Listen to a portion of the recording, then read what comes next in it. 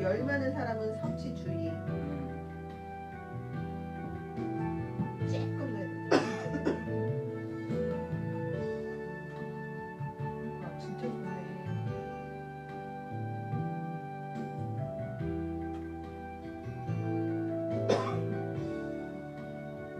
이런 식으로 이렇게 먹으면 너물처럼 뿌려갖고 그죠? 미차처럼. 좋다. 되게 좋네요. 엄마가 물을 못 드셔. 맨날 커피만 마시려고. 그러면 안 되는 거야. 그러니까요. 차처럼 뿌려 먹어요. 네, 정한 시간 되었습니다. 우리 사도신경으로 신앙 고백하심으로 금요 예배 시작하겠습니다. 전능하사 천지를 만드신 하나님 아버지를 내가 믿사오며 그의 아들 우리 주 예수 그리스도를 믿사오니 이는 성령으로 잉태하사 동정녀 마리아에게 나시고 본요 빌라도에게 고난을 받으사 십자가에 못 박혀 죽으시고 장사한 지 사흘 만에 죽은 자 가운데서 다시 살아나시며 하늘에 오르사 전능하신 하나님 우편에 앉아 계시다가 저희로서 선자와 죽은 자를 심판하러 오심이라. 성령을 믿사오며 거룩한 공영과 성도가 술을 토하는 것과 죄를 사하여 주시는 것과 몸이 다시 사는 것과 영원히 사는 것을 믿사옵나이다. 아멘. 네, 찬송가 464장 찬양 드리겠습니다.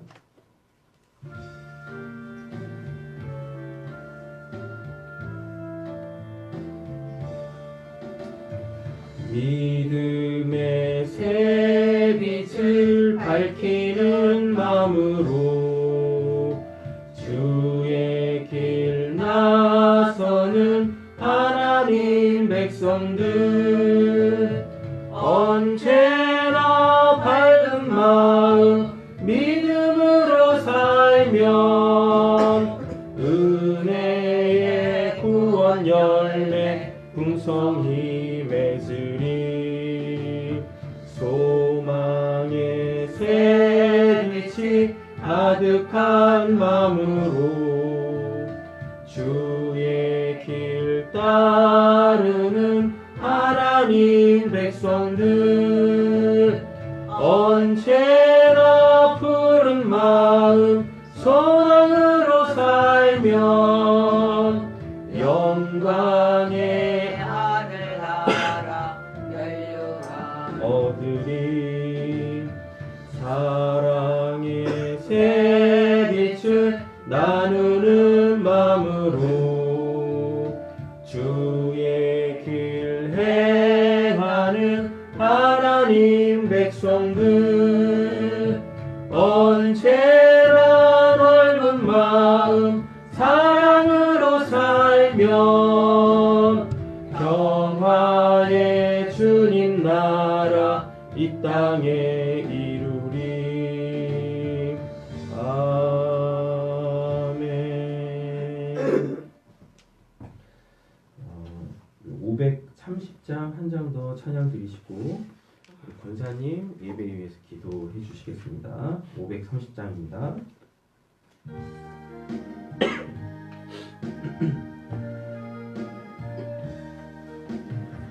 주께서 문에 오셔서 곧 열어 달라 하실 때 왜 지체하며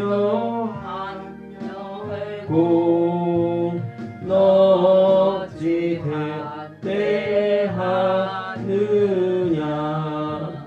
십자가 상처 입으신 인자한 주의 그 모습 비할 데 없는 그 사랑 원수도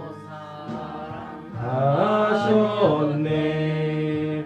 피 묻은 못을 입으신 주 예수 내게 오셨네. 그분 너의 진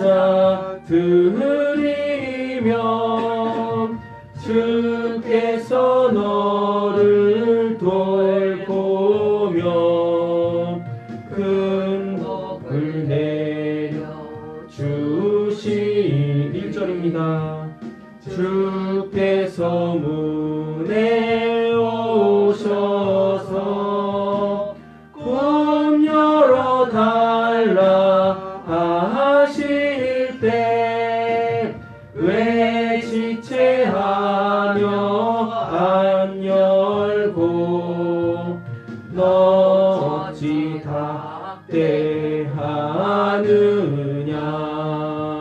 십자가 상처 입으신 인자한 주의 그 모습 비할 데 없는 그 사랑 원수도 사랑하셨네 피 묻은 옷을 입으신 주 예수 내게 오셨네 그분은 너의 친구요 죄인의 친구 되시네 내 마음 문을 열고서 주 예수 맞아 드리면 주께서 너를 돌보며 큰 복을 내려 주시리 아멘. 기도해 주시겠습니다. 사랑 많으신 아버지 하나님, 오늘도 예배하고 지친 몸으로 이렇게 나와 예배할 수 있도록 은혜 주심을 감사합니다. 아멘. 사랑 많으신 아버지 하나님, 우리 새삼교회를 기억하여 주옵소서. 아버지 구원할 자들이 많이 들어와서 아버지 안에 거할 수 있도록 주의 능력에 함께 하시고 아버지 주의 종에게 아버지 많은 자들을 붙여주셔서 사랑으로 양육하며 훈계할 수 있도록 주의 능력에 능력을 다하여 주옵기를 원합니다. 아멘. 주의 종의 입술에 아버지 하나님 많은 열매 맺게 하시고 또 하나도 땅에 떨어지지 않게 하시며 아버지 능력으로 늘 이끌으시고 인도하여 주옵기를 주여 간절히 원하고 원합니다. 아멘. 아버지 나라의 민족을 기억하여 주옵소서. 아버지 많은 질병으로 많은 사람들이 고통받고 있습니다. 속히 마스크를 벗을 수 있도록 인도하시고 또 치료제를 맞을 때도 아버지 하나님 아버지 고통받지 않고 잘 아버지 나아갈 수 있도록 주의 능력에 함께 해주옵기를 원합니다. 아멘. 그래서 아버지 나라의 모든 교회들이 바로 서게 하시고 바로 예배 드릴 수 있도록 인도하시며 하나님께 늘 영광 돌리면 찬양할 수 있도록 주님 도와주시옵기를 주여 간절히 원하고 원합니다. 아멘. 힘과 능력과 아버지 하나님 지혜를 더하신 주님, 우리에게 늘 좋은 것으로 아버지 하나님 주시기를 원하시는 주님, 우리 새삼교회의 아버지 풍성한 은혜로 인도하시고 또 올해 아버지 4월에 꽃이 핀 것처럼 언제나 가정이 웃음의 꽃이 활짝 필 수 있도록 주의 능력에 함께 해주옵기를 원합니다. 아멘. 오늘도 예배할 때 아버지 하나님 우리가 아버지 세상에서 지친 몸으로 왔지만 영으로 예배하게 하시고 하나님을 의지하면 사랑할 수 있는 자들이 다 될 수 있도록 주여 도와주시옵소서. 오늘도 주님이 함께할 줄 믿사옵고 예수님의 이름으로 기도 올립나이다. 아멘. 감사합니다. 네, 우리 말씀 함께 보도록 하겠습니다. 오늘 웨스터민스터 소요리 문답 18번째입니다. 17번째부터 19번째가 이제 그 타락한 이후의 인류의 상태에 대해서 이야기를 하거든요.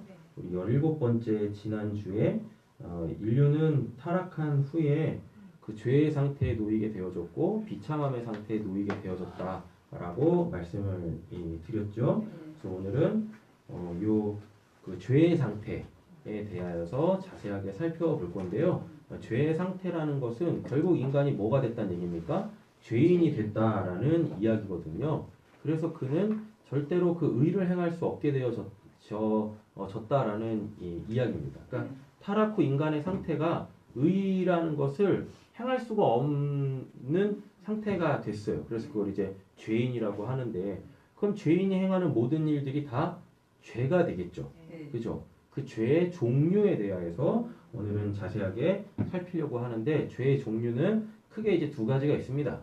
첫 번째는 우리가 익히 잘 알고 있는 원죄라고 그러죠. 근데 저는 개인적으로 원죄라는 말을 그렇게 좋아하지는 않습니다. 저는 그냥 원흉이라는 표현이 더 좋더라고요.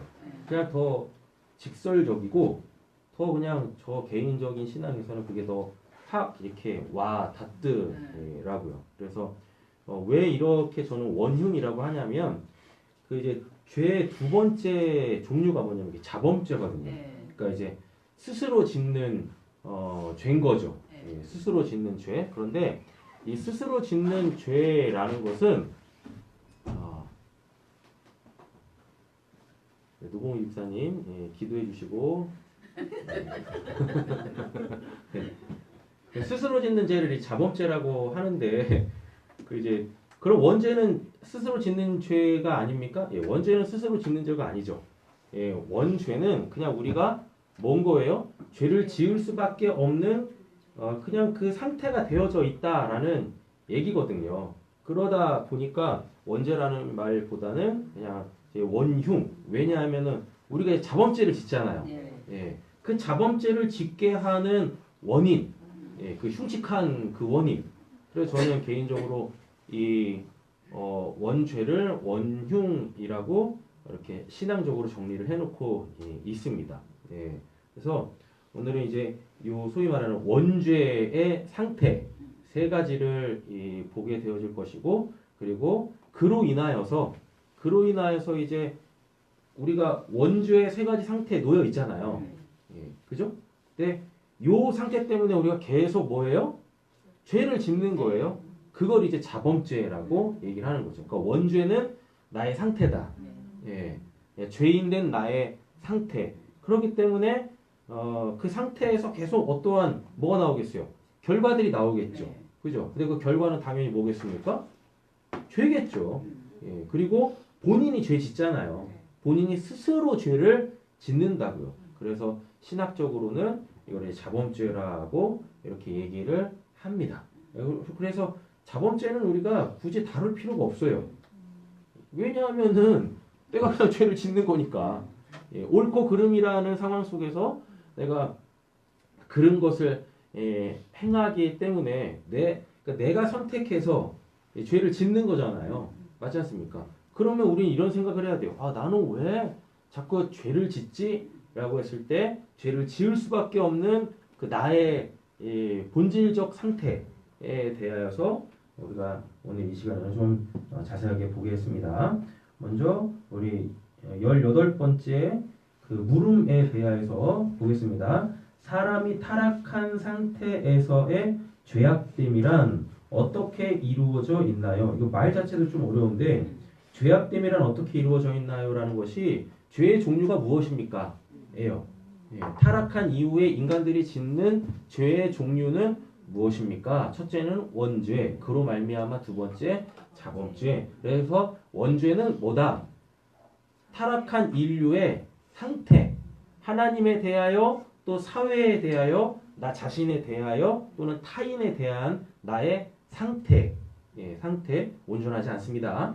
그러므로 말미암아 그 상태가 계속 무슨 활동들을 할 거 아니에요. 살아갈 거 아니에요. 살아가면서 나오는 그 결과들이 다 뭐다? 죄다. 그가 직접 짓기 때문에 그걸 이제 자범죄 이렇게 얘기를 하죠. 그래서요. 누가 나를 죄짓게 하고 있어요? 핑계 안 돼. 그리고 제가 정말 싫어하는 것 중에 한 가지가 뭐냐면 본인이 죄 지어놓고 본인이 선택해서 죄를 지어놓고 맨날 뭐라 그래요? 사단이 역사했어요. 사단이 뭔 죄야. 걔는 구원 받을 수도 없는 애란 말이죠. 근데 툭 하면 본인이 죄 지어놓고 맨날 누구 탓해요? 사단 탓한다니까요. 사단 탓. 그랬다 지옥 가면은 사단이 뭐라 그러겠어요? 맨날 꼴만 맞을 거 아닙니까? 지옥 간 것도 지금 이 천추의 한인데 맨날 그냥 막 내 핑계 대가지고 결국 너 지옥에 와놓고서 그래가지고 막 이렇게 꼬람 때릴 거 아니겠습니까? 제발 내가 죄 지어놓고 누구 탓하지 마라. 사탄 탓하지 마라. 그리고 또 한 가지 너네 탓하지 마라. 저 인간이 나를 이렇게 격동시켰어요. 그래서 저도 그냥 막 쌍놈 날리고 그냥 머리털 쥐어뜯고 막 미워하고 막 이랬습니다. 누가 그러라고 그랬어?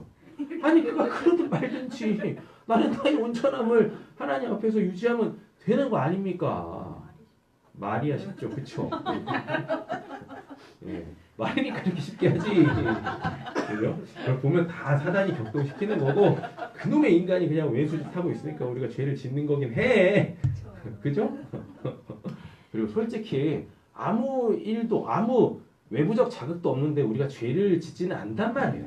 왜냐하면 기본적으로 인간에게는 타락했다 치더라도 뭐가 있으니까 양심이라는 게 있거든요. 하나님을 향한 선한 양심은 깨어졌지만 인간이라는 그 피조물의 종이 가지고 있는 기본적인 그 사회적 그 이제 시스템이 있어요.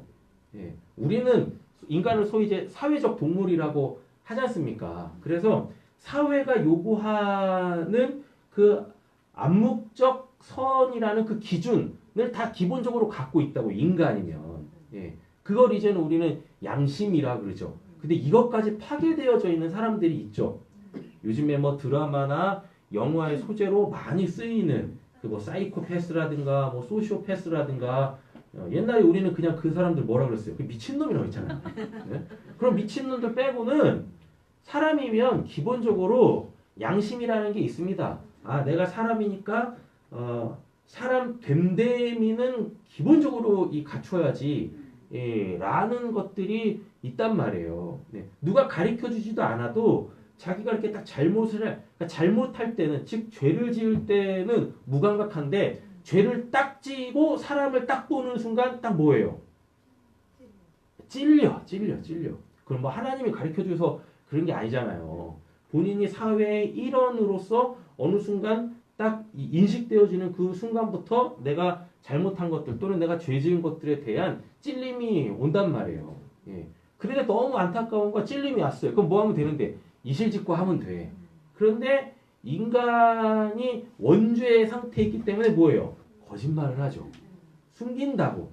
그리고 넌 핑계 대거나 너한테 뒤집어 씌우거나 막 이른단 말입니다. 이런 것만 봐도 인간은 구제불능이다. 뭐 받기 전에는 하나님의 전적인 사랑에 기인한 은혜로 통하여서 구원받기 전까지 인간은 정말 구제불능이다. 왜 그러냐면 아무것도 모르는 애기들을 봐도 그래요. 맞죠? 걔네들이 무슨 뭐 선악구조가 어딨어요. 맞지 않습니까? 그런데도 불구하고 애들만 이렇게 잘 봐도 지들이 잘못한 걸 어느 순간 알아요. 예. 그죠? 예. 그런데 이실직고 안 하잖아. 대번에 뭐예요? 동생이 그랬다라고 그러고 형이 그랬다라고 그러고 그리고 또 뭐예요? 엄마가 날 기분 나쁘게 했다라고 그러고 웃기는 놈들이야. 그렇지 않습니까? 예. 이런다니까요. 예. 그리고 온통 지들이 원하는 건 무슨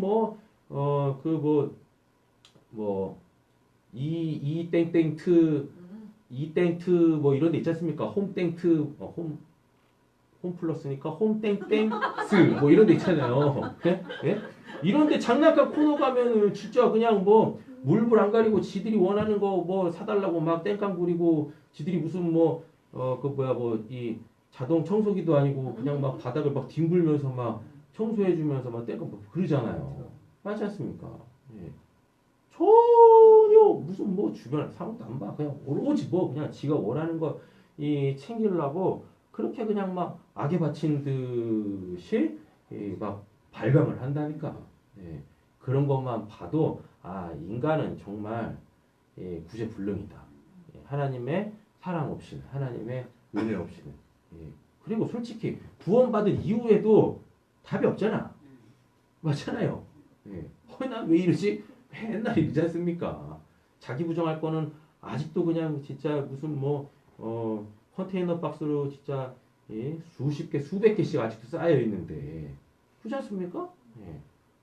아무리 봐도 진짜 하나님의 전적인 은혜 없으면 인간은 구원을 받기 전에도 받은 후에도 구제불능이다. 예. 솔직히 그러죠. 오늘 이제 카톡으로 자료 2개 넣어드렸잖아요. 거기에 이제 지정의 나오지 않습니까? 지성, 감성, 그리고 의지 이렇게 나오잖아요. 의지. 내가 그런 걸 해야 되는 걸 아는데도 불구하고 안 하잖아. 예. 저는 개인적으로 못 한다고 생각 안 해요. 안 하는 거야. 예. 의지가 있지 않습니까? 의지가 없다면 못 하는 게 맞는데 의지가 있잖아요. 의지라는 게 내가 이걸 해야 되지라는 어떠한 마음의 다짐이지 않습니까? 예. 옳은 것에 대한 분명한 인식이잖아요. 그리고 내가 이거를 해야 된다라는 거지 않습니까? 예. 그 의지는 있다니까. 그런데도 불구하고 안 해. 못 하는 게 의지가 없으면 못 하죠. 그러니까 옳은 거에 내가 반응을 못 한다면은 못 하는 게 맞지. 선, 악 중에서 내가 이게 구별 자체도 안 되고 의에 대한 인식조차가 없는데 우리가 어떻게 그 의의를 이루겠습니까? 그건 못 하는 거라고요. 안 하는 게 아니라. 맞잖아요. 근데 알잖아. 예. 알고 내가 이렇게 해야 되는 게 맞는데 라고 하는 마음의 다짐이 있잖아요. 내가 이거를 해야 되는데 라는 마음의 다짐이 있잖아요. 이게 의지란 말이죠. 의지가 있는데도 못하는 게 아니라 안 한다니까? 그럼 또 이런다니까요. 의지가 약해서요. 뭔 의지가 약해. 그냥 안 하는 거야. 예, 그냥 안 하는 거라니까요. 예. 그 여러분들이 기도하실 때 그럼 하나님 제가 의지가 약하니까 의지를 더 강하게 해주세요. 그럼 하나님이 뭐라고 하겠습니까? 이게 선이라니까 라고 더 분명하게 알려주실 거야. 그럼 해야 되잖아요. 안 한다니까. 그러니까 우리는 어떻게 기도해야 돼요? 하나님 제가 의지가 약해서 못하고 있어요 라고 기도하면 안 돼요. 하나님한테 씨알도 안 먹힌다니까요. 하나님 이제는 제가 그거를 분명하게 할 수 있게 하겠습니다. 할 수 있게 해주세요도 아니야. 제가 보니까 하겠습니다라고 해야 돼. 하나님 앞에서 다짐의 기도를 해야지. 하나님의 도움의 요청을 구하는 거는 아닌 것 같더라고. 그러니까 예. 하게 해주세요라고 해놓고 기도는 그렇게 해놓고 또 그 현장에 가면 또 안 한다니까. 그럼 기도 뭐하러 하냐고. 그러니까 또 핑계대요. 뭐라고. 하나님이 내 기도에 응답 안 해줬다고. 이제는 하나님 탓까지 해. 이러면 이게 뭐 답이 없어. 하나님까지 이제 탓을 하나님까지 해버리면은 하나님이 누가 있습니까? 하나님 뭐 아버지가 있나? 할아버지 있나? 뭐 그분한테 하실 겁니까? 안 된다고. 안 된다고. 됐죠? 네. 자, 자세하게 한번 보도록 하겠습니다. 우리 빨간색 답 한번 같이 읽어보겠습니다. 사람의 타락한 상태에서의 제약됨이란 아담의 첫 범죄에 대한 죄책과 온 성품이 부패한 것인데 이것은 일반적으로 원죄라 부르며 그 원죄에서 모든 범죄 행위들이 비롯되어 뒤따릅니다. 아멘. 원죄는 짓는 게 아니에요. 그냥 상태야. 타락한 죄로 인하여서 하나님에 대하여 타락한 상태가 원죄예요. 그래서 우리는 원죄를 짓는 게 아닙니다. 우리는 내가 원죄를 지었습니다라고 얘기하는 게 아니에요. 그냥 원죄의 상태로 타락한 상태로 그냥 태어나는 거예요. 그렇죠? 예. 그래서 이게 회복이 안 되니까 이게 온전하지 않으니까 뭐 하는 겁니까? 예. 타락한 상태, 그 원죄의 상태에서 행하다 보니 삶을 살다 보니 그 모든 것들이 하나님에 대하여 다 죄가 된다. 그걸 이제 자범죄라고 얘기를 합니다. 우리 도표를 보시면서 다시 한번 좀 정리를 해볼게요. 도표 보이시죠? 네. 네. 죄의 상태입니다. 죄의 상태, 타락한 이후의 인류의 상태는 죄에 놓이게 되어졌다. 죄인이 되었다. 그러니까 죄는 어떤 죄가 있냐? 첫 번째, 원죄가 있고 두 번째, 자범죄가 있는데 원죄는 세 가지 상태를 나타내요. 첫 번째 뭐예요? 첫 범죄에 대한 죄책. 죄책은 죄에 대한 책임입니다. 예, 죄에 대한 책임. 그럼 죄에 대한 책임이라는 얘기는 뭐겠습니까? 첫 번째가 뭐였었어요? 불순종. 선악과 나오면 안 된다고 했잖아요. 불순종. 됐죠? 예, 역사적으로 보면은 다스리라고 했는데 안 다스렸잖아요. 그러니까 뱀한테 꼬드김 당해가지고 뭐예요? 먹지 말라고 한 거 먹었잖아요. 네. 그죠? 예. 근데 이게 다 뭐예요? 결국 하나님 말씀에 안 따랐다. 다스리라고 그러는데 안 다스렸다. 먹지 말라고 그러는데 먹었다. 불순종. 다음에요. 하나님을 상대했죠. 그리고 또 세 번째. 하나님 같이 되려고 했잖아요. 교만이지 않습니까? 이렇게. 요게 지금 첫 범죄라고요. 이거에 대한 책임을 져야 돼요. 이거에 대한 책임을 진단 말은 뭐겠습니까? 순종해야죠. 맞죠? 하나님을 상대하는 것이 아니라 뭐 해야 돼요? 하나님을 존중해 드려야 되죠. 경외해야 되는 거죠. 예. 하나님은 맘먹으면 안 된다니까. 네. 그리고 또 뭐 철저하게 내가 피조물인 거, 내가 하나님의 은혜 없이는 살 수 없다라는 그 내 자리를 고수해야 돼요. 맞지 않습니까? 요 세 가지가 요 세 가지를 해야 돼. 그런데 안 하잖아요.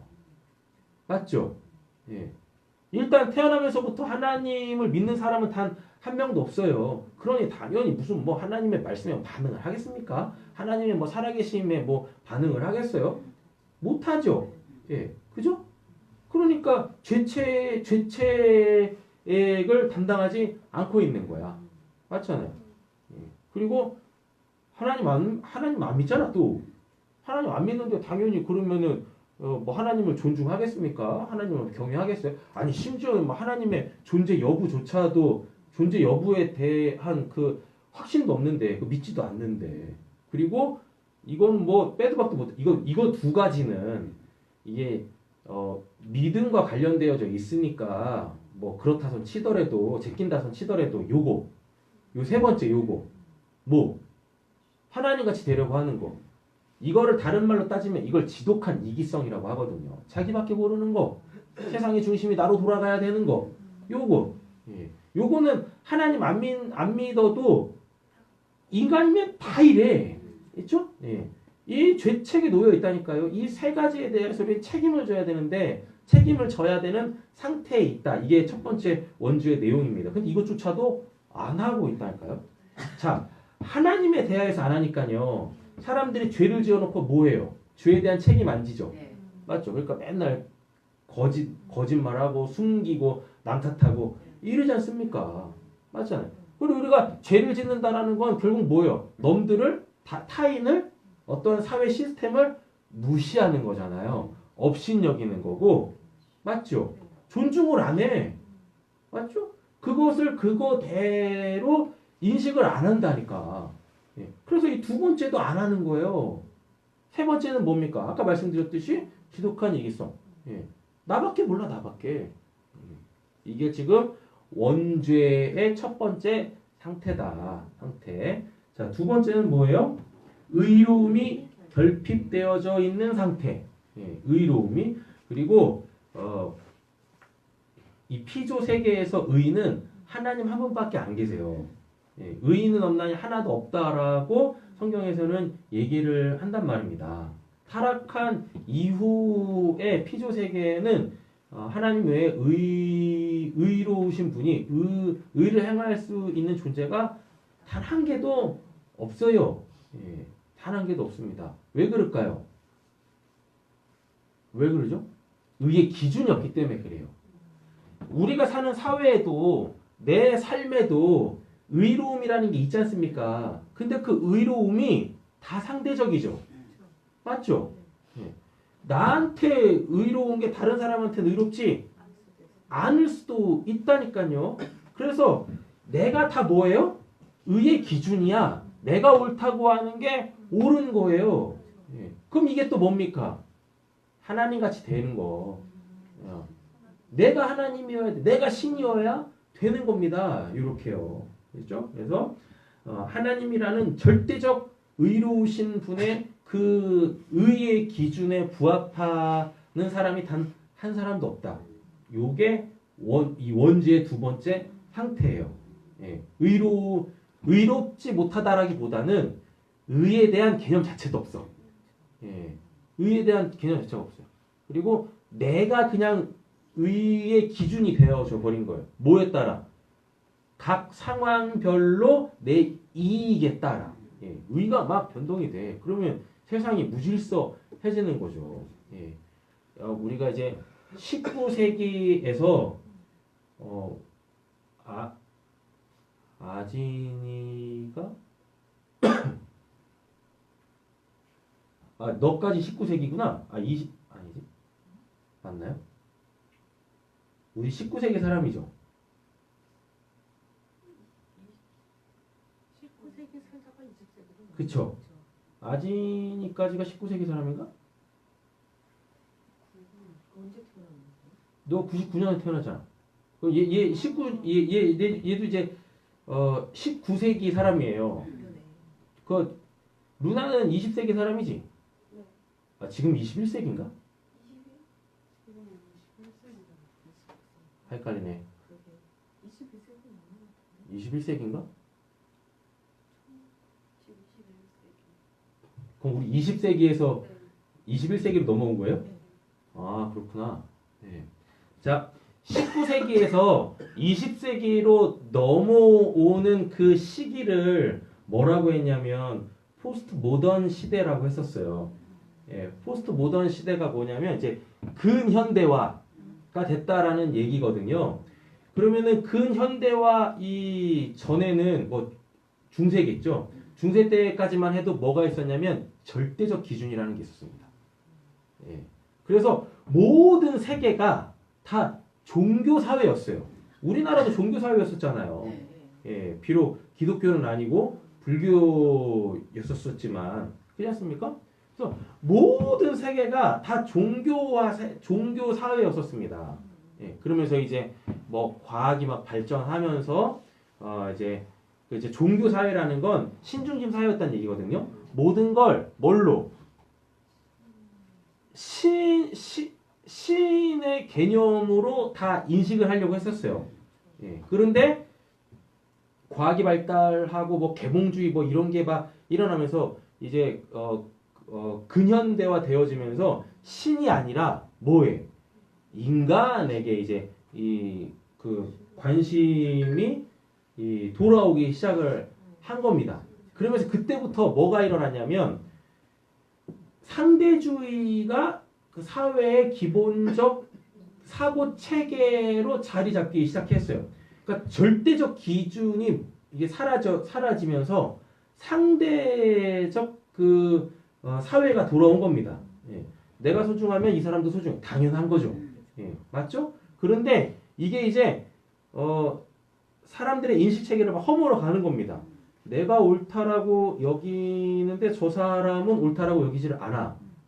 그러면 누가 옳은 것이냐? 라는 거죠. 예. 그리고 옛날에 고대 철학자 중에 뭐 프로타라고스인가? 뭐 하여튼 뭐 그런 사람이 있는데 그 사람이 세상을 어떻게 얘기를 했냐면 인간이 만물의 척도라고 얘기를 했어요. 예. 인간이 만물의 척도다. 그러다 보니까 다 뭐예요? 다 사람이잖아. 그럼 그 한 사람 한 사람이 다 뭐란 얘기예요?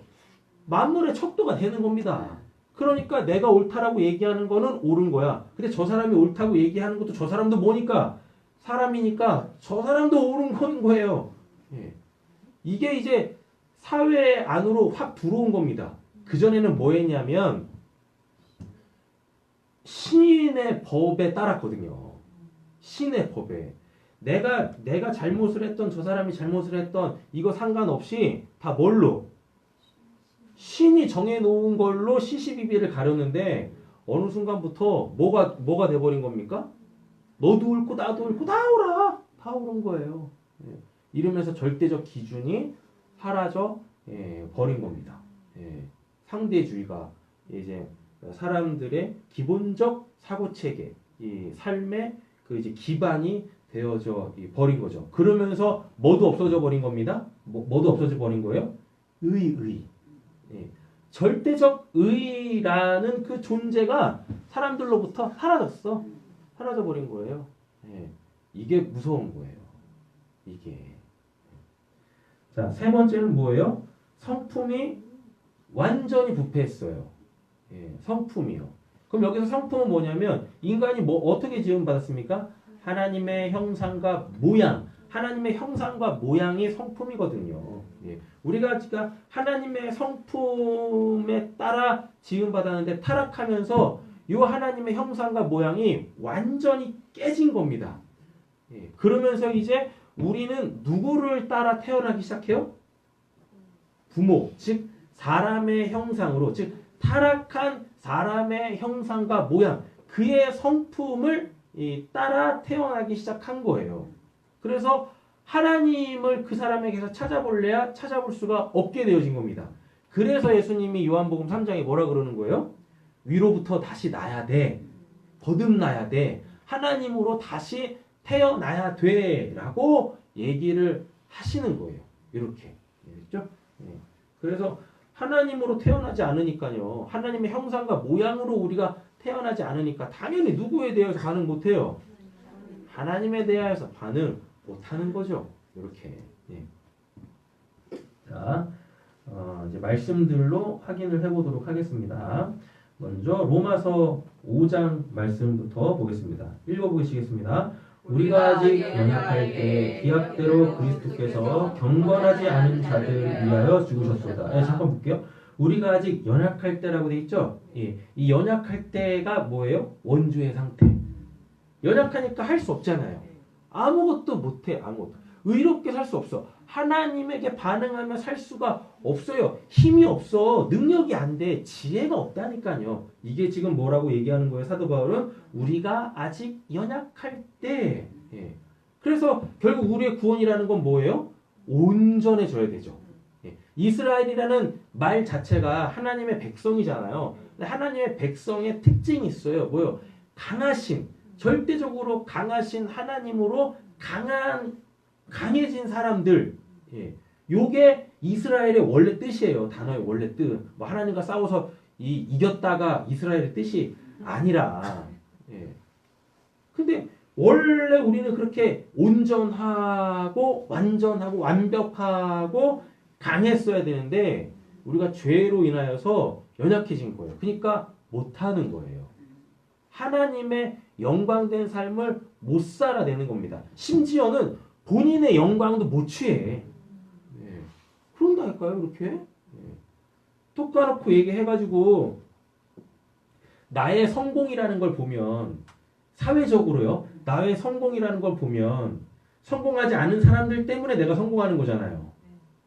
우리 사회 구조가 그래요. 여러분 생각 한번 해보세요. 공부 열심히 해서 1등 하는 것 같죠? 천만에요. 다른 애들이 공부 지질이 안 해가지고 내가 1등 하는 거야. 사회 구조가 이렇다니까요. 잘 한번 보세요. 걔네들이 나만큼 공부해봐요. 1등한 애만큼 공부해봐요. 내가 1등, 그 1등한 애가 1등을 할 수 있나? 못한다니까요. 그죠? 그래서 사회에서 성공한다, 뭐 한다. 나 진짜. 제가 개인적으로, 좋아했던 그 경영인이 있습니다. 앨런 머스크라고. 그 이제 테슬라. 아세요? 테슬라? 전기차 만드는 그 사람 있거든요. 그 사람이 지금 계획하고 있는 게 우주 여행. 그래서 지금 화성 가려고 막 준비하고 있습니다. 개인 돈 들여가지고 우주선 만들고 날 잡아가지고 쏴서 거기 좀 가려고 하고 있다니까요. 그 정도의 부를 갖고 있는 사람인데 그 사람이 얼마 전에 그 이제 앞으로 경제 그 시스템은 그 코인 있잖아요. 코인. 우리 소위 이제 비트코인이라고 알고 있는데 그것으로 다 대체되어진다. 여기는 이제 투자 가치가 있다. 막 이렇게 막 했어요. 그러니까 막 야 비트코인 막 가격이 막 엄청 올라갔죠. 알고 봤더니 이 앨런 머스크가 엄청 산 거야. 엄청 산 겁니다. 뭐 몇 조라고 그러더라. 몇 조를 샀어. 그래놓고 그 앨런 머스크가 그렇게 딱 얘기하니까요. 다 들어올 거 아닙니까? 그죠? 그가 또 엄청 오를 거 아닙니까? 제일 상한가 딱 칠 때 본인 혼자 다 팔고 나간 거야. 그래서 그냥 막 그 비트코인이 또 확 또 이제 그 이제 가격이 또 뭐라 그래? 급락해가지고 개미들 지금 다 죽어나고 있거든요. 그래가지고 이제 사기꾼. 화성 갔다가 못 돌아오고서 그냥 화성 인연에 대라. 왜냐면 이러고 있습니다 요즘에. 그런다니까. 잘하면 하여튼 세계 경제인 중에 대단한 사람들 있습니다. 맞죠? 근데 그들이 분명히 사회적으로는 성공했잖아요. 근데 그들이 그렇게 성공할 수밖에 없는 이유가 뭐라고 생각하세요? 그들을 비하하는 건 아닙니다. 다른 사람들이 뭐 안 해서요? 열심히 안 살았어. 열심히 안 살았어요. 그래서 그들이 상대적으로 뭐 한 거예요? 성공할 수 있었던 거라니까요. 동의가 안 되시나 보지? 네. 동의가 안 되셔도 됩니다. 네. 잘 한번 생각 한번 해보세요. 우리 지금 사회의 원리가 그래요. 네. 열심히 다 노력하면 다 1등 해야 되잖아요. 근데 세상 어느 천지에 다 1등이 어디 있습니까? 1등은 한 명밖에 없지. 그러니까 1등이라는 표현을 쓰죠. 네. 맞지 않습니까? 다 뭐예요? 연약해. 다 연약해요. 특별히 우리는 지금 우리의 이 신앙의 틀을 온전하게 잡기 위해서 지금 이 시간들을 갖고 있으니까 우리는 누구에 대해 연약하다? 하나님에 대하여 연약해요. 하나님께 반응하는 것에 대하여 너무 연약해. 힘과 능력과 지혜가 없어. 그래서 그 온전하신 하나님에게 온전하게 반응할 수가 없다라는 얘기가 지금 5장 6절입니다. 18절 읽겠습니다. 그런즉 한 번째로 많은 사람이 문제에 이른 것 같이 한 의로운 행위로 말미암아 많은 사람이 의롭다 하심을 받아 생명에 이르렀느니라. 한 사람이 순종하지 아니함으로 많은 사람이 죄된 것 같이 한 사람이 순종하심으로 많은 사람이 의인이 되리라. 육신의 생각은 하나님과 어떠하느니 이는 하나님의 법에 굴복하지 아니할 뿐 아니라 할 수 없음이라. 육신에 있는 자들은 하나님을 기쁘시게 할 수 없느니라. 아멘. 제가 성경 읽으면서 가장 슬픈 내용 중에 한 가지가 바로 이거예요. 우리가 뭐가 됐다라는 거. 육신이 됐다라는 거. 이게 정말 슬픈 일이에요. 예. 땅을 치며 통곡할 일입니다. 창세기 1장, 2장에서는 특별히 2장에서는 사람 보고 뭐라 그래요? 생령이라고 하거든요. 육신이 아니라 영적 존재예요. 영적 존재가 타락을 하니까 뭐가 돼버린 거예요? 육신이 된 거예요. 영적 존재, 즉 생령이라는 건 하나님이 함께 하시고 있는 상태거든요. 이렇습니다. 그런데 이게 이제 창세기 6장으로 넘어가면 어떻게 되냐면 이 사람의 생각이 어려서부터 악하대. 어려서부터 악하다는 얘기는 그러면 태어났을 때는 괜찮았다는 얘기입니까? 아니에요. 태어날 때부터 그냥 생각이 마음이 악해. 그래서 뭐예요? 죄만 지어. 더 이상 하나님께서 이 죄악 가운데 계실 수 없기 때문에 사람에게서 떠나가셨다라고 얘기를 합니다. 그래서 그때부터 사람이 뭐가 됐다라고 하냐면 육신이 됐다라고 얘기를 해요. 너무 뼈아픈 사건이죠. 예, 너무 뼈아픈 사건. 원래 뭐였던 자들이 생령, 영적 존재였던 자들이 뭐가 된 겁니까? 예, 육신이 된 거예요. 이 육신이 됐다라는 말이 정말 비참한 말이거든요. 이 말이 어떠한 표현이냐면 그냥 짐승 됐다는 얘기인 거예요. 개, 돼지 됐다는 얘기입니다. 예.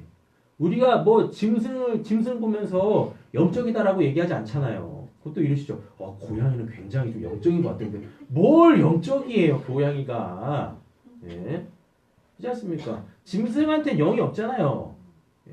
그런데 인간이 뭐가 됐다는 얘기예요? 육신이 됐다는 얘기는 짐승이 됐다라고 얘기를 하는 거랑 똑같다니까요. 똑같아. 예. 정말 비참한 거예요, 이건. 그래서 이 짐승 같은 요 인간들을 구원하시기 위하여서 하나님이 다시 어디 안으로?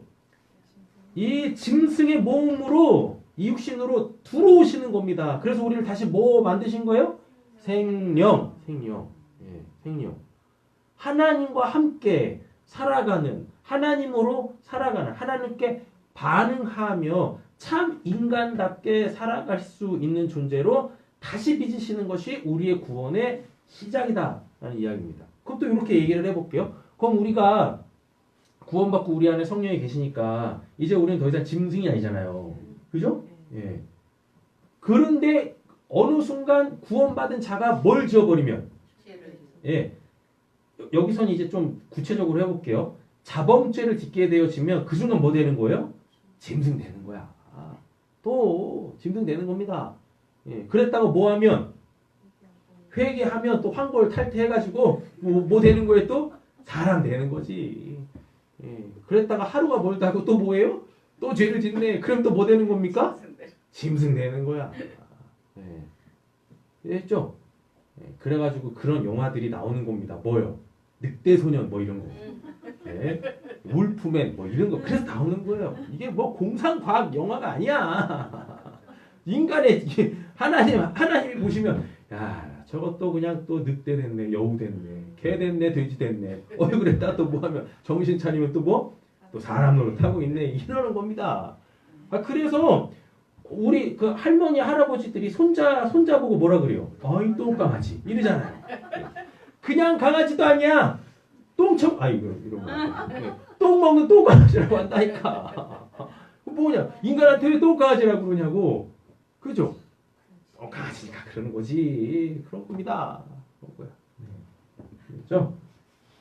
자, 그래서 이 연약할 때 육신의 생각 이게 정말 슬픈 일이다. 비참한 일이다. 그런데 로마서 이런 말씀 읽을 때마다 우리는 그냥 읽잖아요. 왜? 내가 육신이니까 이거 당연한 건데 이렇게 생각하잖아요. 원래 우리 육신 아니었달까요? 생령이었달까요? 생령. 되게 안타까운 거죠. 근데 육신의 생각은 뭐가 되는데요? 하나님의 원수가 되나니 하나님의 법에 굴복하지 않는데죠. 원주의 첫 번째 상태가 뭐였었어요? 불순종. 죄책. 죄에 대한 그 책임을 지지 않는 거잖아요. 첫 번째 죄가 뭐예요? 불순종. 예, 불순종. 하나님의 법에 순종하지 않아. 이렇다니까요. 자, 고린도전서 15장은 넘어가고요. 에베소서 2장 1절부터 읽어보겠습니다. 그는 허물과 죄로 저 너희를 가지셨으나 그때 너희는 그 가운데서 행하여 이 세상 풍조를 따르고 공중의 권세 잡은 자를 따랐으니 곧 지금 불순종의 아들들 가운데서 역사하시는 영이라. 전에는 우리도 다 그 가운데서 우리 육체의 욕심을 따라 지내며 육체와 마음에 원하는 것을 하여 다른 이들과 같이 본질상 진노의 자녀이었더니. 이게 이제 원주의 상태에 대해서 얘기합니다. 허물과 죄로 죽었던 너희를 이라고 되어져 있지 않습니까? 그래서 특별히 이제 이 허물 같은 경우에는 뭘 얘기하냐면 그 세 번째 있지 않습니까? 하나님의 형상과 모양, 성품이 완전히 부패했다라는 이야기고 창세기 6장은 굉장히 중요합니다. 3절, 5절 같이 한번 읽어보겠습니다. 여호와께서 이르시되 나의 영혼이 사람과 함께 하지 아니하리니 이는 그들이 육신이 됨이라. 그러나 그들의 날은 120년이 되리라 하시니라. 여호와께서 사람의 죄악이 세상에 가득한가 그의 마음으로 생각하는 모든 계획이 항상 악할 뿐임을 보시고. 이게 좀 원주의 상태죠. 그래서 가장 슬픈 일이 일어나 버렸습니다. 뭐 하나님의 영이 떠나가 버렸어. 그래서 우리가 하나님한테 전혀 반응을 못해요. 그러니까 뭐예요? 본인들이 다 뭐 되려고? 원죄의 첫 번째 죄의 세 번째 내용이 뭐였었어요? 하나님같이 되려고. 이지 않습니까? 그러니까 이때부터 이제 사람들이 뭐예요? 이게 지금 님으로 나오는 장이에요. 창세기 6장이면 사람들에게서 이제 용사가 나왔다고 하잖아요. 쉽게 말하면 거인족들. 육신으로는 진짜 무슨 그 어떤 누구도 당해낼 수 없는 그 거인족들이 막 태어났단 말이에요. 이들이 육신적으로도 힘이 세니까 그 힘을 갖고 뭐래요? 사람들을 규합해요. 그때 이제 언어도 하나였으니까. 그래서 만든 게 뭡니까? 시도했던 게 뭡니까? 바벨탑. 그래서 6장하고 11장이 원래는 6장에서 이제 11장으로 가는 거예요. 그러니까 6장 다음에 11장이 원래 7장이지. 그런데 그 중간에 누가 낑겨 들어간 겁니까? 노아 사건이 이렇게 딱 들어간 건데 원래대로 따지면 6장에서 11장, 그러니까 11장이 원래는 7장이 돼야 되는 겁니다. 하나님이 떠난 육화되어져 있는 사람들이 그 원주의 상태에서 한 짓이 뭐냐? 지들이 뭐 되겠다고? 하늘이 돼보겠다고 바벨탑 쌓는 그 사건. 그래가지고 이 벽돌 한 장 한 장에다가 다 뭐요? 우리의 이름을 새겨서 우리의 이름을 알리자. 우리가 하늘에 다 보자. 그러니까 즉 하나님의 뭐 없이 구원 없이 우리의 구원을 우리가 이뤄보자 하는 이야기가 그렇게 나오는 겁니다. 근데 이제 그 6장 이후에 7장부터 10장까지 노아 사건이 딱 들어가잖아요. 그게 전 세계적 하나님의 홍수 심판이잖아요. 이런 경험까지 있다 보니까 야 이제 하나님에 대한 뭐가 하나님의 영이 떠나니까 본인들이 죄 지어놓고서 당한 그 심판인데도 불구하고 인식을 안 해. 그래가지고 하나님을 어떤 하나님으로 만들어버린 거예요? 반인륜적인 그 인간을 무슨 뭐 하루살이처럼 취급하는 이런 하나님으로 만든 거예요. 자기 기분 나쁘다고 뭐? 자기 말 안 들었다고 뭐? 싸그리 먹고 다 죽여버리는 아주 그냥 그가 무도한 하나님으로 인식을 해버리는 겁니다. 이게 육화되면 그렇다니까요. 6장에서 하나님의 영이 떠났잖아요. 하나님에 대한 인식 자체가 없다니까요. 그 하나님에 대한 그 아름다움, 그 하나님의 그 온전한 그거 있지 않습니까? 그게 싹 다 날아간 거야. 그리고 현상으로 뭘 보기 시작하는 겁니까? 하나님을 보기 시작하는 겁니다. 신을 인식하기 시작하는 거예요. 아니 그 신 정도 되면 좀 마음도 넓어가지고 그냥 좀 뭐 켄터키 프라이드 치킨 할아버지처럼 허허허 좀 웃기도 해야 되는데 이건 무슨 뭐 얼마나 큰 죄를 지었다고 그냥 자기 기분 나쁘다고 그냥 온 지구를 그냥 막 물로 덮어버리고 다 죽여버리고 있으니 얼마나 무섭고 얼마나 그들 입장에서 보면 치가 떨리는 신이었겠냐고요. 그래가지고 우리도 이만큼 이제 힘 세졌으니까 그 소위 말하는 하나님이라는 신으로부터 우리가 독립하자라고 해서 만든 게 그게 바벨탑이라니까요. 이렇게 정말 창세기 6장 3절 5절 이거는 너무 슬픈 거예요. 이거는요 아담하고 하와가 선악과 따먹은 사건보다 더 슬픈 거예요. 이 전까지만 해도 그래도 뭐 했단 얘기입니까? 하나님이 함께 했단 얘기잖아요. 그래가지고 비록 그 에덴 동산에서 쫓아내시지만 뭐 입혀가지고 가죽옷 입혀가지고 가죽옷 입혔다라는 것이 내가 너희들 계속 지켜주고 있을게. 내가 함께하는 거야. 그러니까 가죽옷 보면서 가죽옷을 왜 해요? 범죄하자마자 걔네들이 했던 게 뭡니까? 무화과 나무 잎을 엮어가지고 치마 입었잖아요. 그 나뭇잎으로 치마 해 입는다는 게 뭔 의미가 있어 그게? 맞지 않습니까? 언발에 오줌 누는 거랑 뭐가 달라?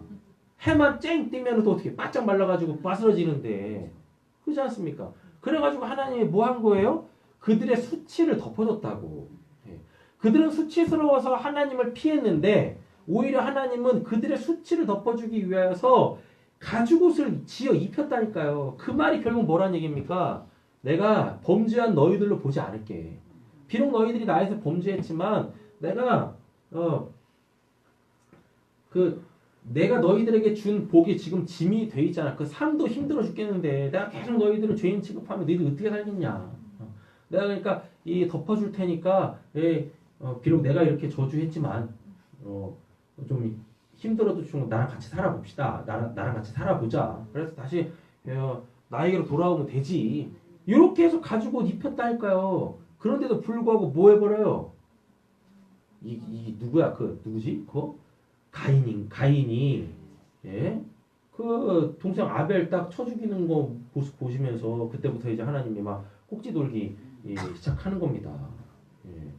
그래가지고 결국은 그냥 하나님의 영이 다 떠나가 버린 거란 말이에요. 그렇게 정말 슬픈 일이에요. 선악과 따먹은 것보다 더 슬픈 일이야. 하나님이 뭐 해버리신 게 사람에게서 떠나가 버리신 것이 정말 슬픈 일이시다. 얼마나 감사합니까? 예수 그리스도 통하여가지고 그 떠나가셨던 하나님이 다시 돌아오셨으니 집 나간 아빠가 돌아온 것처럼 아들들이 나가야 되는데 아들 딸들이 나가야 되는데 이거는 아빠가 나갔다가 아빠가 뻘쭘했는지 다시 돌아오셔가지고 얼마나 감사한 일이에요 이게. 정말 내 안에 성령이 계시다라는 것이 정말 진짜 엄청 감사할 일이라니까요. 창세기 6장 3절과 5절을 완전히 뒤집어 엎는 거라니까요. 이렇게 우리는 얼만큼 성령이 내주하고 계심에 대하여서 감사하냐고요. 그걸 얼만큼 인식하면서 매 순간 내 안에 계시는 그 하나님께 반응하는 생명의 삶을 살고 있냐라는 말이죠. 부끄럽네요. 마태복음 15장 18절을 읽어보세요. 20절까지 읽어보시고 골로새서 3장 5절 이거는 타락한 인간 있지 않습니까? 하나님의 형상과 모양을 잃었잖아요. 하나님의 성품이 완전히 부패해 버렸잖아요. 우리도 보면 이제 음식 같았을 때는 맛있는데 시간 좀 지나면 어떻게 되어져? 상해서 못 먹잖아요. 맞죠? 하나님의 성품도 처음에는 온전했는데 마치 음식 부패하듯이 완전히 부패해져 버린 겁니다. 그래서 더 이상 먹을 수가 없지 않습니까? 예. 그 하나님의 온전하신 성품이 부패하면서 그 부패한 결과 인간의 마음, 생각, 사고구조가 어떻게 이 변질이 됐냐면 마태복음 5장 18절 뭐 이런 말씀들 이렇게 쭉 19절부터 읽어보면 뭐 악한 생각, 살인, 간음, 음란, 도둑질, 거짓, 비방 뭐 이런 것들이 생긴 겁니다. 또 골로새서 3장 5절에도 보면은 음란, 부정, 사욕, 악한 정욕, 탐심은 우상숭배. 또 8절에 보면 분함, 노여움, 악의, 비방, 부끄러운 말, 서로 거짓말하고 이런 것들. 예. 이런 것들이 그 하나님의 성품이 이런 형식으로 부패해 버린 거예요. 요렇게. 예. 마음이 온전히 그 마음의 생각이 온전히 이르니 거기서부터 사람은 그렇지 않습니까? 본인이 생각한 대로 행동한다니까요. 맞죠? 예. 이거를 우리가 딱 어느 시기에 잘 볼 수 있냐면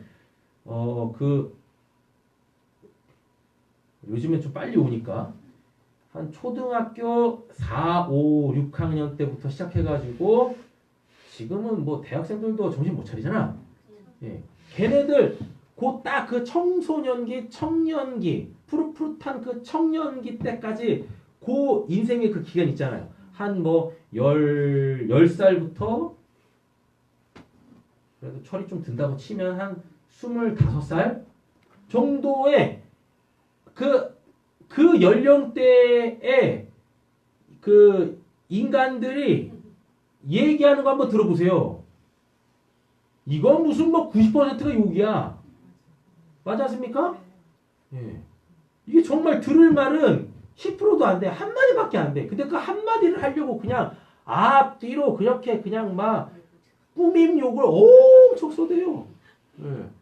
가만히 아무 일도 없는데도 그냥 뭐 그냥 험한 말들을 막 내뱉고 뭐 거짓말은 그냥 뭐 진리처럼 얘기하고 예.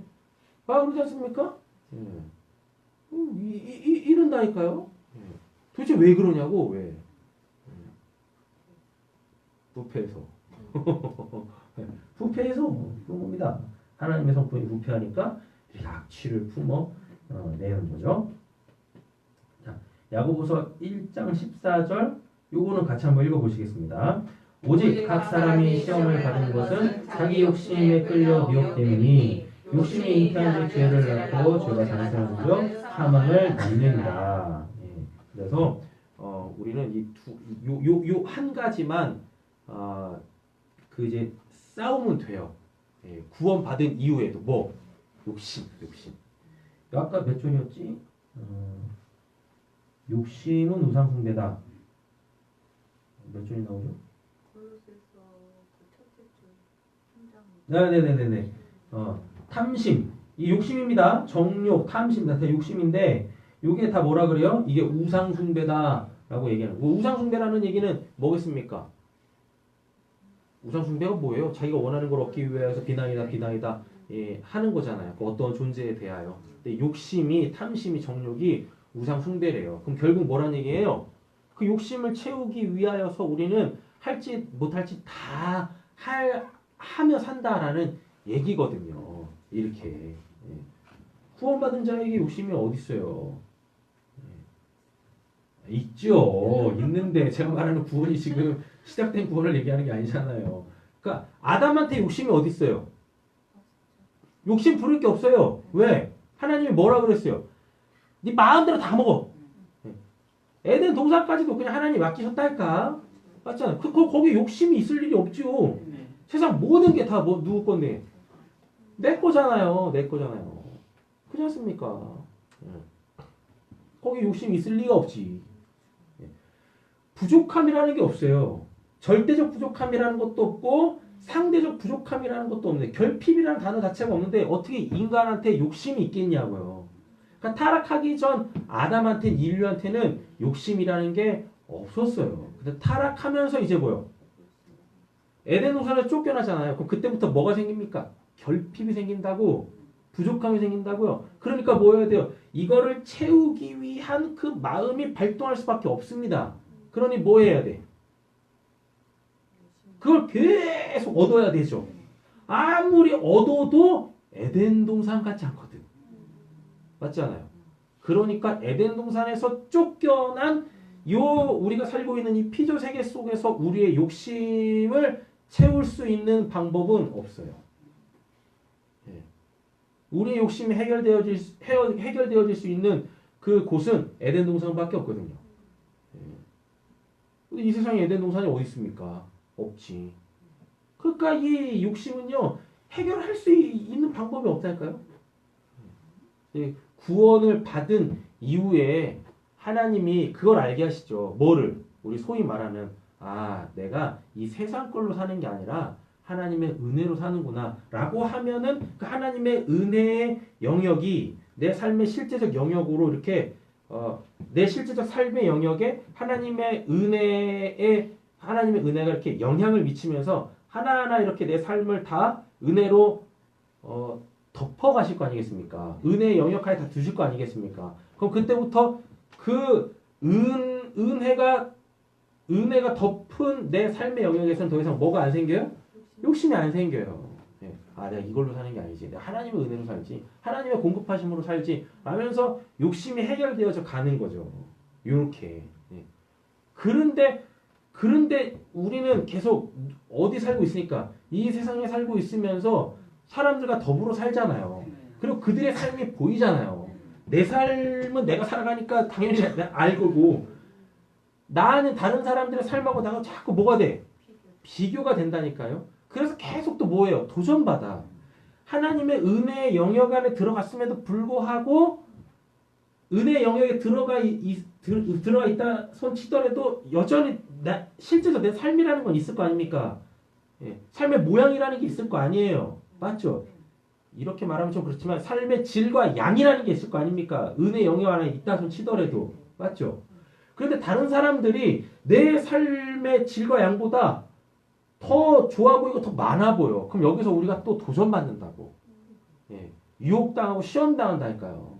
그래서 뭐예요? 하나님 왜 저는 저 사람 하나님 믿지 않는 저 사람도 저렇게 막 사는데 왜 나는 여전히 이래야 됩니까? 예. 더 주세요, 더 주세요. 이러면 이때부터 이제 기복주의로 빠지는 거고요. 예. 이렇습니다. 그래서 제가 아무리 생각해봐도 우리 인생의 온전한 답은 세상을 떠나는 것밖에 없다. 계속 도전을 받으니까 그잖아요. 계속. 예. 다 구원받아서 다 은혜로 살면 정말 좋겠는데 그러면 천국이 따로 없겠지. 죽을 필요도 없고 여기가 천국이 되겠죠. 근데 그렇지 않지 않습니까? 예, 그렇지 않잖아요. 그죠? 그래서 야고보서 1장 14절에서 보면 자기 욕심에 끌려서 뭐예요? 미혹된다. 예, 라고 해서 그 미혹당하니까 자기 욕심 채우려고 죄를 짓게 되어지는 거죠. 그래서 그 죄가 계속 장성하다 보면 결국 뭐예요? 죽죠. 예, 근데 그 죽음은 안타깝게 하나님의 부르심의 죽음이 아니라 영원한 심판으로서의 죽음이란 말이죠. 예, 그래서 다른 거 몰라도 계속해서 끊임없이 나에게서 이렇게 막 꺼진 것 같은데 그래서 옛날에 그런 말도 있었어요. 꺼진 불도 다시 보자. 예, 예.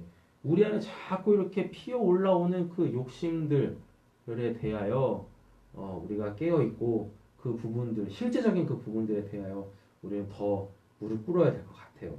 그러지 않으면 자범죄 짓거든. 우리는 원죄는 해결 받았어요. 예수님의 십자가는 우리의 자범죄를 해결하는 게 아니에요. 죄의 상태인 그 원죄를 해결해 주시는 겁니다. 그래서 이제 우리가 뭐 할 수 있게 되어지는 거예요? 죄에 대한 책임을 질 수 있는 자들이 된 겁니다. 죄에 대한 책임을 진다라는 말이 하나님의 말씀에 이제 순종할 수 있는 자가 되어지는 것이고 하나님을 경외하는 자가 되어지는 것이고 이게 실질적으로 우리한테 하나님을 예배하는 걸로 나오는 거잖아요. 그리고 나는 하나님이 아니지 나는 신이 아니지 라는 걸 철저하게 알죠. 낮아지고 겸손해질 수가 있게 되어진 거죠. 그죠? 그리고 두 번째는 뭐예요? 두 번째 요거 어디 갔어? 의로움이 결핍된 상태. 의가 이제 뭔지 알게 됐잖아요. 예. 절대적 기준을 갖게 되어졌다니까요. 선악의 절대적 기준, 의의 절대적 기준. 하나님 앞에서 살아갈 수 있게 되어졌지 않습니까? 맞죠? 예. 그리고 성품이 회복됐어요. 예. 다만 그 성품대로 안 살 뿐이지. 예. 맞잖아요. 여전히 옛사람의 그 성품이 현저하게 남아있어서 그렇게 지금 살고 있을 뿐이지 우리에게는 하나님의 성품이 회복됐습니다. 예. 회복해 가는 게 아니에요.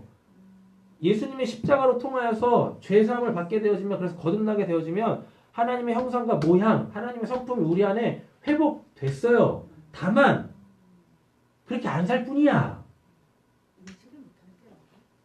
인식을 못하나? 안 하나? 하여튼 회복됐어요. 하나님의 깨어진 형상을 회복해 가는 게 아니라 이미 회복됐다고 하나님이 났으니까 위로부터 났잖아. 이게 중생이고 거듭남이니까요. 맞지 않습니까? 하나님이 설마 뭐 이렇게 조금 부족하게 우리를 낳으셨겠어요? 그 온전한 하나님이? 아니죠. 온전한 상태로 났다고. 예. 났다고. 근데 다만 우리가 그 성품대로 살지 않을 뿐이다. 예. 살지 않을 뿐이다. 그래서 우리가 해야 될 거는 오늘 본문에 이제 이렇게 두 가지를 정리하겠습니다. 회복된 하나님의 형상과 모양, 즉 하나님의 그 거룩한 성품 있지 않습니까? 그 이 성품대로 살아가려고 애쓰고 힘쓰자. 예. 애쓰고 요거는 뭐냐면 내가 태어날 때 내가 기본적으로 그냥 갖고 태어나는 기질과 성품이 있어요. 예.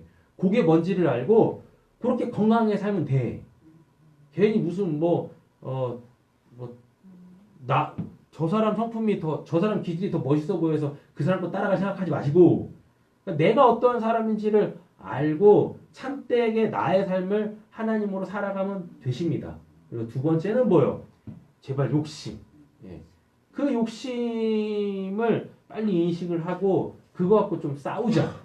예. 그거 갖고 싸워서 제발 그 욕심 때문에 자범죄 짓지 말자. 됐죠? 예. 그래서 나와 다른 사람들을 인정하고 존중하되 비교는 하지 말자고요. 아니 왜 구원받은 자들이 맨날 그냥 너하고 비교하면서 왜 나는 이러지 못하는 거예요. 그리고 또 적어도 난 저 사람보다는 괜찮죠. 그럼 괜찮은 삶을 살아야 되는데 삐딱해 업신여기고 뭐냐고 그게. 그러면 아니 되시겠다. 그런 얘기입니다. 우리 다 이렇게 읽어보시면 되실 것 같아요. 네. 요거 꼭 읽어보세요. 요거 전반적이고 포괄적으로 오염된 인간의 지정의의. 예, 요거는 자료가 잘 정리를 해놔서 보시면 좋을 것 같습니다. 예. 노봉훈 집사님께서 마무리 기도해 주시고 주기도 모두를 마치겠습니다. 하나님, 저희를 구원해 주셔서 하나님의 성품이 저희 안에서 회복되었음을 들었습니다. 네. 그런데 저희의 삶은 왜 점점점일까요? 하나님, 오늘 말씀을 들으면서 제가 안 살고 싶어 하는 부분은 어떠한 것인지, 또 그렇게 살고 싶어 하는 부분은 어떠한 것인지, 나 자신을 하나님 안에서 비추어 보는 자들 될 수 있도록 은혜를 허락하여 주시옵소서. 나 자신에 대해서 기존에 갖고 있던 모든 생각들을 버리고 하나님 안에서 재정립함으로 인해서 하나님의 성품이 다시 한번 제 안에서 정립이 되게 하시고 그 정립된 모습으로 저희들이 삶을 살아나갈 수 있도록 도와주시옵소서. 하나님, 또 저희 안에 욕심이 많음을 고백합니다. 그것이 하나님 어떨 때는 선한 욕심이다라고 포장을 하지만 결국엔 저희의 탐욕임을 고백합니다. 그것을 하나님 앞에 내려놓게 하시고 하나님 앞에 인정하게 하시고 하나님이 주신 것으로 하나님의 것으로 인하여 살아가는 저희가 될 수 있도록 도와주시옵소서. 그것을 버리기까지가 많이 힘듦을 압니다. 하나님, 그 버리는 과정이 하나님 안에서 바르게 버리고 하나님이 주시는 것으로 바르게 바꿔지는 역사가 일어날 수 있도록 은혜를 허락하여 주시옵소서. 하나님, 집으로 돌아가는 발걸음입니다. 요즘 일교차가 심하여 다들 건강 상태가 좋지 않습니다. 하나님 푹 쉬고 회복되어 건강이 먼저 회복되게 하시고 또 예배를 통하여서 저희들이 영으로도 회복이 되어 하나님 안에서 영육 간의 회복이 되고 축복이 되고 행복이 넘치는 저희 세상교회 될 수 있도록 은혜를 허락하여 주시옵소서. 아멘. 감사드리며 예수님의 이름으로 기도합니다. 아멘. 하늘에 계신 우리 아버지여 이름이 거듭됨을 받으시오며 나라의 마옵시오며 뜻이 하늘에서 이루어진 것 같이 땅에서 이루어지이다. 오늘날 우리에게 일용할 양식을 주옵시고 우리가 우리에게 죄 지은 자를 사하여 준 것 같이 우리에게 사하여 주옵시고 우리를 시험에 하지 마옵시고 다만 악에서 구하옵소서. 주의 나라와 권세와 영광이 아버지께 영원히 있사옵나이다. 아멘. 괜찮습니다. 안녕히 돌아가시고 우리 다음 예배 시간 때 뵙겠습니다.